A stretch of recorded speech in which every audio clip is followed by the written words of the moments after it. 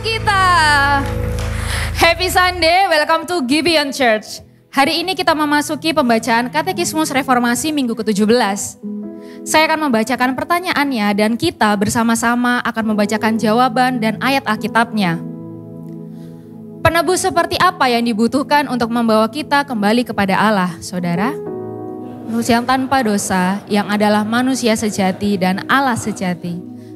Mari kita baca dari Ibrani pasal 4 ayat ke-15. Sebab imam besar yang kita punya bukanlah imam besar yang tidak dapat turut merasakan kelemahan-kelemahan kita. Sebaliknya sama dengan kita, ia telah dicobai hanya tidak berbuat dosa. Silakan duduk saudara.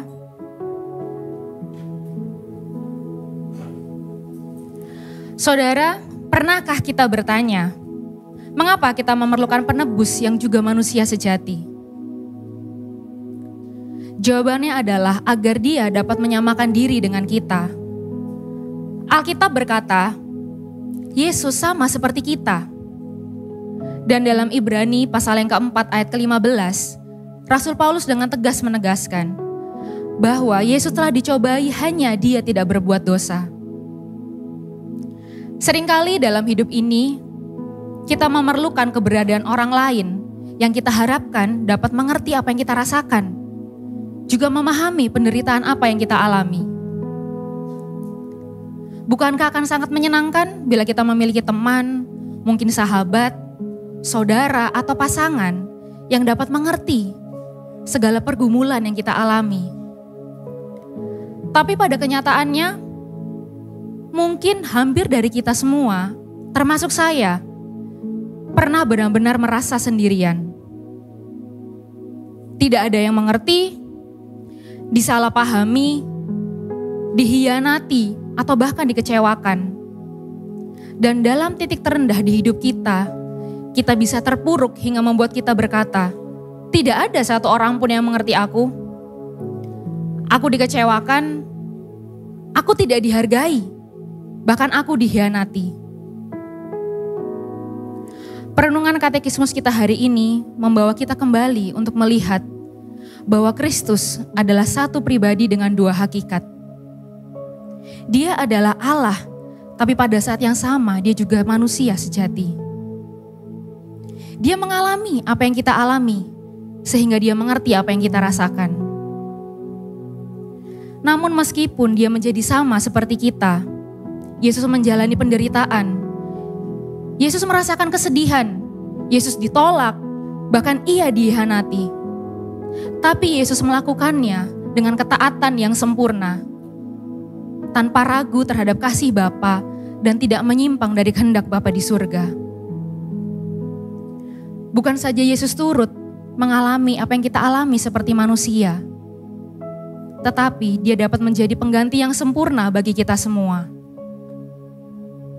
Kita tahu bahwa dosa membuat kita terpisah dari Bapa. Itulah sebabnya sejak dari semula Bapa di surga mengutus anaknya yang tunggal, yang dia utus untuk menjadi sama seperti kita, menjadi manusia. Karena dengan menjadi sama seperti kita, dia dapat menggantikan segala konsekuensi dosa yang harusnya kita tanggung. Tapi Yesus adalah Allah yang sejati. Karena melalui kematiannya, Yesus bukan hanya membayar hutang dosa, ia juga bangkit dari kematian.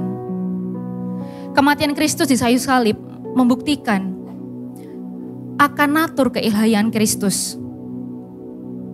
Saudara, kita membutuhkan perantaraan yang sempurna untuk menyelesaikan segala permasalahan kita dengan dosa yang telah memisahkan kita dari kasih Allah. Dan hanya Kristus satu-satunya jalan keselamatan bagi umatnya. Bagi saya, juga bagi saudara. Karena dia hidup, dia dapat terus menjadi pembela bagi kita.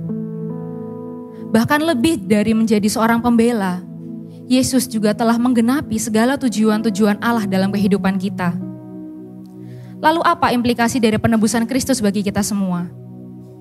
Kita yang pendosa ini, yang seharusnya binasa dan mengalami keterpisahan kekal dengan Bapa, namun karena karya salib Kristus, Dia telah mengangkat kita menjadi anak-anak Allah. Saudara, bukankah ini adalah kabar baik Injil bagi kita semua? Karena penembusan Kristus yang menguatkan kita dalam kita menjalani segala pergumulan dalam kehidupan. Dia adalah Allah yang Maha Kuasa, sekaligus pribadi yang mengerti apa yang kita rasakan dan juga menyediakan apapun yang kita perlukan. Kristus senantiasa bersama kita. Saya undang saudara untuk bangkit berdiri. Saudara, seberapa sering dalam hidup kita, ketika kita mengalami masalah, penderitaan, kita justru menaruh kepercayaan kita terhadap orang lain. Bahkan kita bergantung terhadap kekuatan kita sendiri sebagai manusia. Kita perlu bertobat jika seringkali kita merendahkan kemahakuasaan Tuhan, bahwa Dia mengerti kita seutuhnya. Mari kita masuk dalam doa pertobatan. Silakan berdoa.